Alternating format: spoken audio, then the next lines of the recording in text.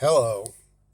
It is quite apparent to me that super hyper wealthy people who basically donate tons more money than you and me to politicians who can, have a yacht come and pick them up from their yacht that broke down in the middle of the ocean and get that thing fixed quickly.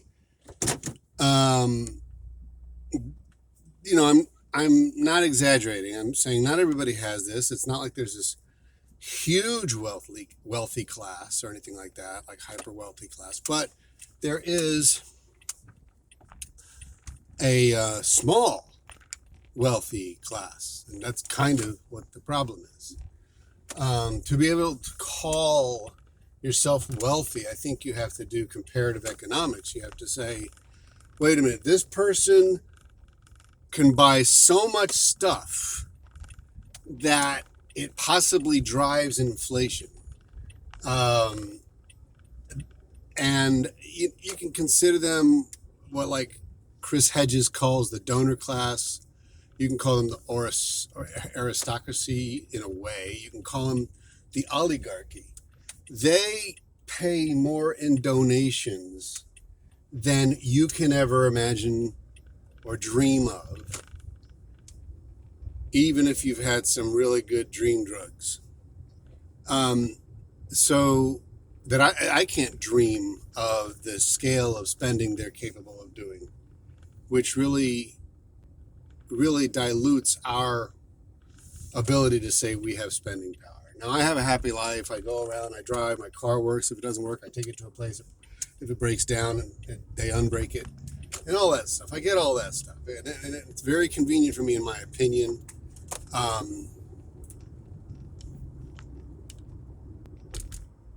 but I'm going to skip on over from wealthy people to the corporations they run, own, are part of the board of, invest in some way. Microsoft freaking OneDrive. Microsoft freaking OneDrive. What the hell? Microsoft freaking OneDrive is putting my crap, everything I typed. I went down to trying to do it by DOS to get them not to be doing what they're doing. Every document I have gets automatically uploaded to OneDrive. I don't remember what I clicked on to do that, but as everyone knows, periodically you're going to get an end user license agreement, and I've seen it all over the place, so I'm not the smart guy that figured this out. The crap that's bothering me is probably because EULA's end user license agreements are so freaking full of crap you have to agree with or disagree with.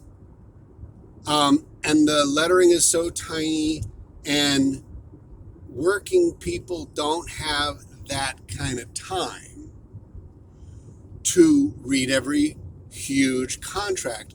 Those are what I would call a burdensome contract. And some sort of class action has to be attempted. I'm mad, so I got to pause before I think of the next thing I'm going to say. So, inherently, according to me, and I bet you someday legally, unless the world goes to oligarchical crap, people are going to agree with me. People who have legal know-how and have the ability to realize how much money they can make if they can get the EULAs out of there and make contract signing a very conscious process, like it must be. It's not a real contract. It is not a real contract. When you sign a long EULA, in any world of reason, that is not a real contract. You cannot be beholden, but that doesn't matter. I signed it, and they are automatically, did I say this earlier? uploading every damn thing I write. So I have erased some things and not use them because I don't know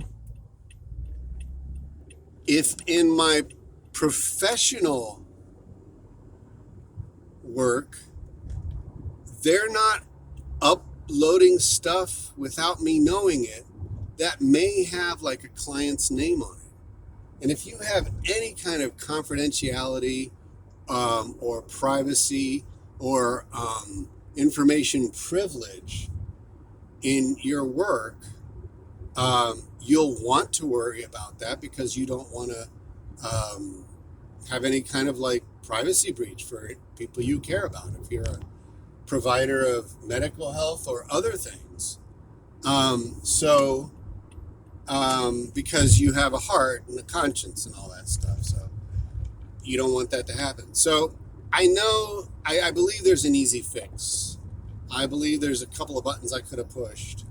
But I was doing another task in the middle of trying to figure out how to do that. Nevertheless, it's not impossible that you're going to sign an EULA one day that says this stuff is our property too. Since we're spending all this hassle of storing it for you and buying new hardware to store it for you, because you know that the internet and all that is made of physical stuff. The cloud is not a cloud of raindrops, and it's not this virtual spiritual region somewhere. It's on hard equipment that actually stores stuff in it by freaking electronic bits and bytes, you know? So that's what it is. That's the reality. I guess what I'm trying to do is get you more pissed off than you might be in your life now, so that in one far off day, we will all get together and batter the PISS out of all this stuff. I don't want to like hurt that one bald guy that's a jerk that makes rockets and wait. There's two guys there. There's a lot of guys. There's a lot of people out there. What we really need to get rid of is billionairism or trillionairism. We need to get rid of economic inequality. A lot of people think it drives economies. But I read something convincing like a week or two ago that says, no, it doesn't. That's just something that rich people can pay other people to say, including economists. If you're rich and hearing this, you're probably not rich. You know what I mean? You might think you're rich. You might have a comfortable life. You might not really need to worry about retirement so much, but you're not likely to be one of the very few people that is what we should be calling rich. The rest of us have some concerns that they don't have to worry about. I made another video that said that basically human beings can't be completely happy, and therefore billionaires can never be happy. It's just our neurology doesn't allow for perpetual pleasantness and joy and nice feelings. It just doesn't. We can't do that. So my guess is they think that if they keep getting more money and property and maybe planets, that they're eventually going to find that sweet spot that never goes away. So if you're one of those type of rich people, like actually rich, you're it's not going to work.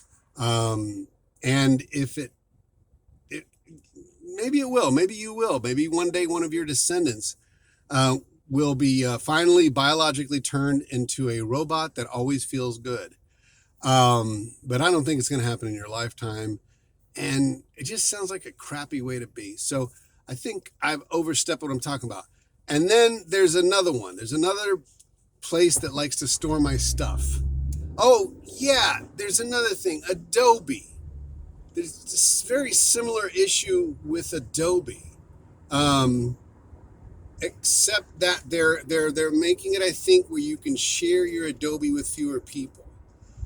I sort of get that. I thought it was cool that if we bought Adobe, we could share it on different platforms.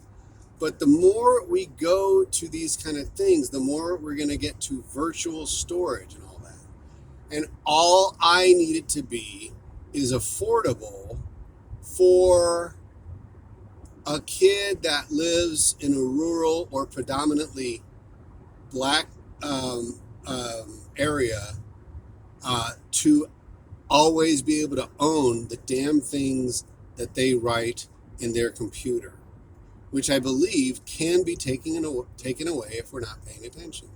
The ability to own your own content. They can, if I was very, very wealthy, I could justify saying from now on, your content is ours. You have to pay us to use it, and you have to use it in ways that we approve of, right? What would be to stop them from doing that? They have the technology to probably erase your hard drive and, that kind of thing. If they can take something out from your hard drive and copy it without you asking, So the point I'm making is that sounds a little paranoid, but if I were really wanting more and more and more all the time, I would probably try that if I was a person who ran a large software corporation. So take care of yourselves. That's all I got.